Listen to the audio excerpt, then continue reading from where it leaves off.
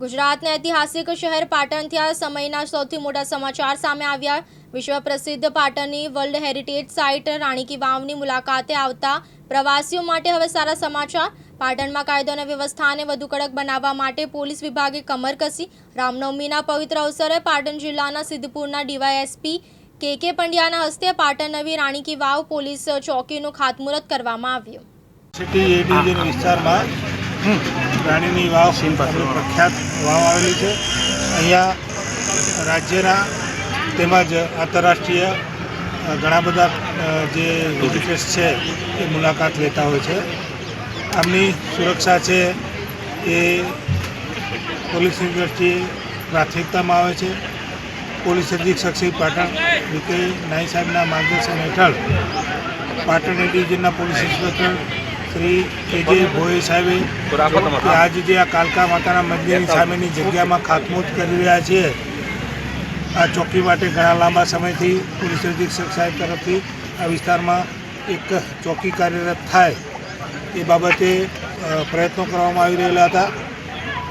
આ જે ચોકી છે એ આપણે રાણીની વાવની નજીક બનાવી રહ્યા છીએ અને બાજુમાં જ જે કેટલાક છે એ આપણા અતિ પ્રાચીન મંદિરો છે અને નવીન સોસાયટીઓ પણ અહીં બનવા પામેલ છે, જેના કારણે બહારના જે મુલાકાતીઓ છે અને જે પાટણના નગરજનો છે આ વિસ્તારમાં જો પોલીસની હાજરી હોય તો સુરક્ષાનો અહેસાસ થાય અને સતત પોલીસની હાજરીના કારણે અહીંયા જે છે એ ગુનાખોરી અને બીજી કોઈ અસામાજિક પ્રવૃત્તિ ડામવામાં તરત જ આપણે ત્વરિત એક્શન લઈ શકીએ। એના અનુસંધાને આજે આ ચોકીનું છે એ નવું જે મકાન બનવા જઈ રહ્યું છે એનું ખાતમુહૂર્ત કરવામાં આવ્યું છે। આ ચોકીમાં જે મકાન બનશે એ આશરે 3 માસના સમયગાળામાં 20 લાખ રૂપિયાના ખર્ચે બનવા જઈ રહ્યું છે।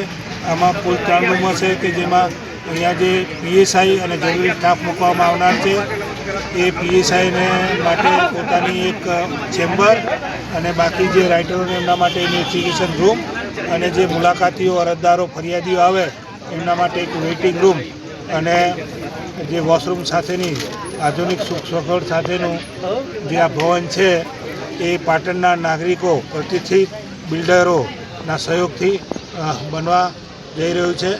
અને આ બન્યા પછી ફરીથી હું આપને કહું છું કે અહીંયા જે આસપાસના જે સોસાયટી વિસ્તાર છે, રાણીની વાવ છે, આપણા અતિ પ્રાચીન મંદિરો છે, આ વગેરેમાં સુરક્ષાની દ્રષ્ટિએ ખૂબ સુધારો થશે। કાર્યક્ષેત્ર કેટલું રહેશે?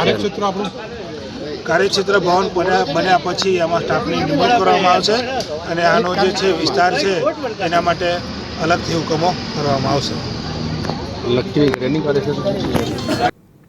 કેમેરામેન હાર્દિક સોલંકી સાથે ઉપેશ પંચાલ, દિવ્યાંગ ન્યૂઝ પાટણ।